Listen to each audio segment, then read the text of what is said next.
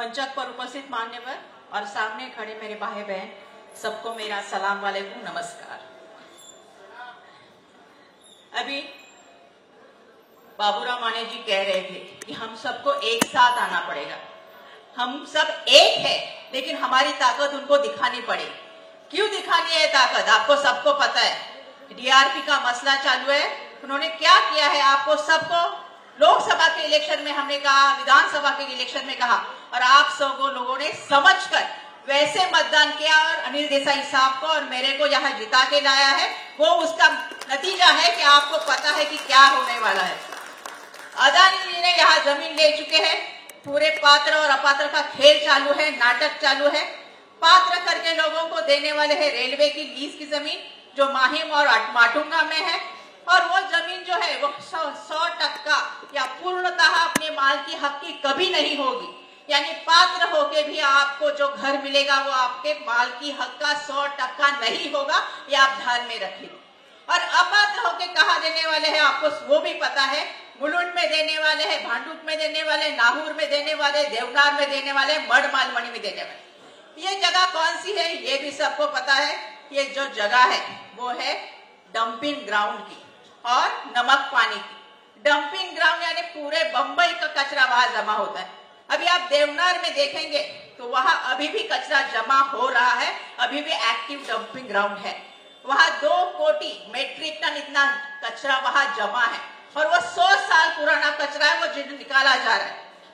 तो यहाँ जो लोग हैं, वहां के आजू बाजू में जो सर्वे किया गया तो देखा गया कि वहां जो लोग रहते हैं उनको दमा की बीमारियां, सांस की बीमारियां ज्यादा होती है। दमा की है, टीबी की है, निमोनिया की है, और कैंसर जैसे भयानक बीमारियां हैं। और वो दिखती किसको है? ज्यादा करके बच्चों में और बूढ़े। तो हमको उस कचरे में क्यों फेंक रहे हैं? हमारा पहला सवाल सरकार को है कि हम कचरा है क्या? हमको उस कचरे में क्यों फेंका जा रहा है? और दूसरी जमीन जो है नमक पानी की है। नमक पानी में आपको पता होगा कि बारिश में जो सब पानी हो जमा होता है वो हजारों लीटर पानी वहां जमा होता है। तो उस पानी से खारे पानी में जमीन बनेगी थी, वो टिकेगी नहीं, और जो पूरी बंबई है बारिश में डूब जाएगी। इस सरकार को किसी का भी कुछ नहीं पड़ा है, ना निसर्ग का पड़ा है, ना पर्यावरण का पड़ा है। आपको पता होगा ये सरकार जब आई थी, देवेंद्र फडणवीस साहब की शिंदे सरकार जो आई थी, तब उन्होंने पहला काम क्या किया था? आरे के सब जो पेड़ थे वो काटे थे, यानी उनको किसी का भी नहीं पड़ा है। बंबई का तो बिल्कुल भी नहीं पड़ा है। इसलिए मैं आपको ये कहना चाहूंगी, हम सब लोगों को एक साथ आना पड़ेगा। और ये जो जमीन है वो भी आपको पता होगी कि कैसे दी है, 10% या 25% रेडी रेकनर से, यानी 1 लाख की जमीन 10,000 में मिलेगी। ऐसा प्यार क्यों है? ये हमारा कर्जा माफ करते हैं क्या? कभी किया है? हमारा कर्जा माफ नहीं किया है। कभी किसानों का कर्जा माफ किया है क्या? नहीं किया है। लेकिन ये अदानी का कर्जा माफ करते हैं और ये जमीन उनको मुफ्त में देते हैं। इसलिए आप सबको एक साथ आना पड़ेगा। अभी आप बोलेंगे कि हमारी जमीन क्यों ली जा रही है? तो हमारी जमीन बीकेसी के बाजू में है, सेंटर ऑफ द मुंबई है। यहाँ उनको बड़े बड़े मॉल बनाने, बड़े बड़े घर बनाने और ऊंची कीमत पे बेचने। एमएलए सावंत साहब उपस्थित है हमारे बीच में, जोरदार तालियों की गड़गड़ाहट। हमको एक ही सवाल है, आप पात्र अपात्र कर रहे, तो आपने जब तक सर्वे नहीं हुआ है तब तक ये बाहर की 1200 से 1500 एकड़ जमीन क्यों ली? आपको पता ही नहीं कितने लोग अपात्र होने वाले। यानी आप समझ लो वो ज्यादा से ज्यादा लोगों को अपात्र कर बाहर भेजने आने वाले हैं, और ये सब नाटक को दिखाने के लिए कर रहे सर्वे का, बाकी कुछ नहीं है।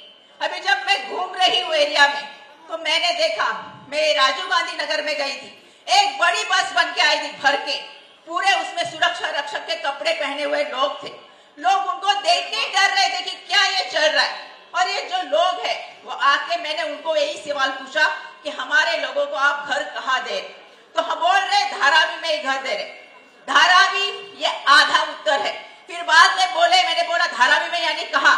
तो बोले धारावी नोटिफाइड एरिया में। तो आप लोगों को ये समझना चाहिए कि धारावी नोटिफाइड एरिया कौन सा है। रेलवे की लीज की जमीन भी नोटिफाइड है, मुलुंड का डंपिंग ग्राउंड भी नोटिफाइड है, और देवनार का डंपिंग ग्राउंड भी नोटिफाइड। ये सब एरिया डंपिंग ग्राउंड के ये ये सब नोटिफाइड एरिया में आ रहे हैं, तो ये हमको गुमराह कर रहे। एक दिन मैं प्रेम नगर में गई, वहां भी सर्वे चालू था। उनको पूछा, भाई आपने पूछा क्या इनको सवाल कि आपको घर कहाँ देने वाले? बोले नहीं पूछा। क्यों नहीं पूछा? नहीं, वो तो बोले धारावी में दे रहे।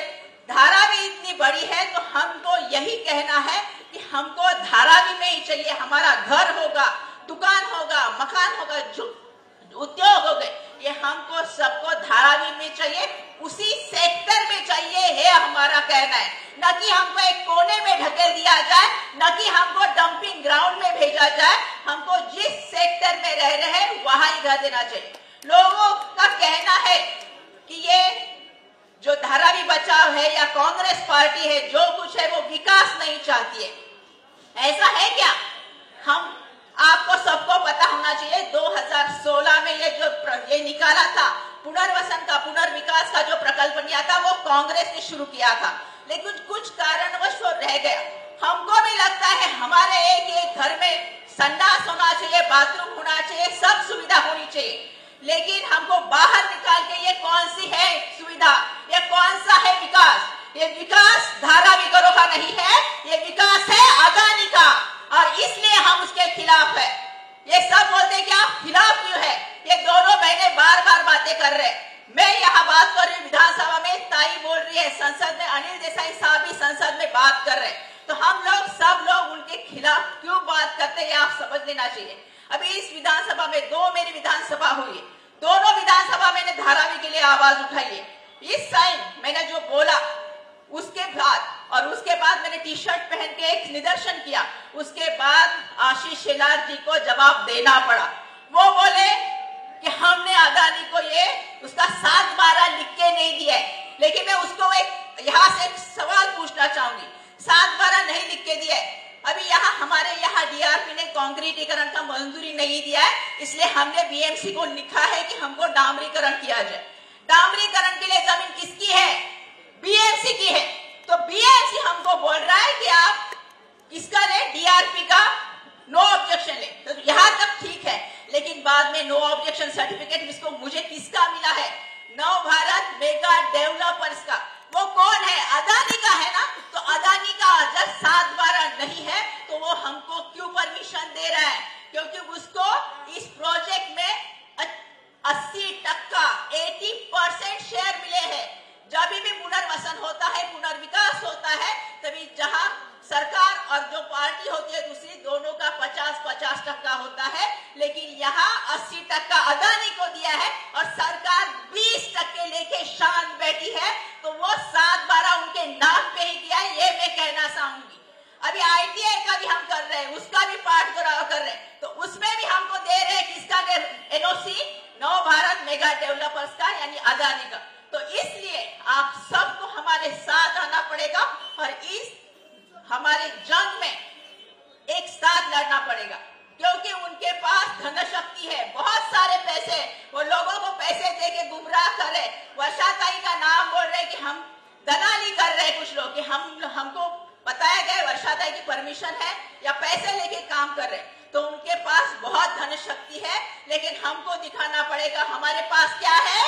जनशक्ति, आपकी शक्ति है। और इस आपकी शक्ति से हम दोनों यहाँ खड़े हैं, यहाँ आए हैं, तो इस शक्ति से हमको उनको हिलाना पड़ेगा, उठाना पड़ेगा, धकेल देना पड़ेगा और अपने धारावी में कब्जा करना पड़ेगा, क्योंकि ये धारावी हमारी है, धारावी हमारी माँ है, और माँ पे कोई आंख उठा के देखेगा तो यहाँ का एक एक बच्चा उठेगा और किनके खिलाफ आवाज उठाएगा, मुझे पता है।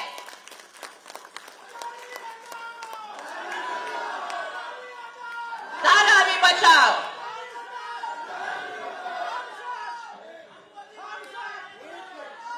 अभी मैं यह कहना चाहूंगी कि कभी भी उनका कुछ भरोसा नहीं। आपने भारत नगर में देखा होगा, कहाँ भी देखा होगा, बुलडोजर बेचते हैं, तो यहाँ भी कभी भी बुलडोजर आएगा तो ये बात ध्यान में रखिए कि ये दो बहनें हमेशा आगे रहेगी और आपका साथ भी चाहेगी कि हमारे सब भाई, हमारी सब बहनें हमारे साथ रहे और हमारा धारावी हम फिर से लेके रहे, क्योंकि ये इंग्रज सरकार से भी बदतर है। ये इंग्रज सरकार में जैसे अभी देखा था कि स्वातंत्र के लिए सबको मिलके आना पड़ा था, सबको उठना पड़ा था, तो ये अदानी और ये जो सरकार है इंग्रज सरकार जैसे कर रही है। कभी आंदोलन किया जाए तो ताली को घर में बंद करके रखते हैं, कभी आंदोलन किया जाए तो उसको पकड़ के लेके जाते हैं। ये सब कर रहे हैं। वो इंदिरा सरकार है, तो इंदिरा सरकार के खिलाफ हर एक आदमी घर से उठा था, तभी स्वातंत्र मिला था।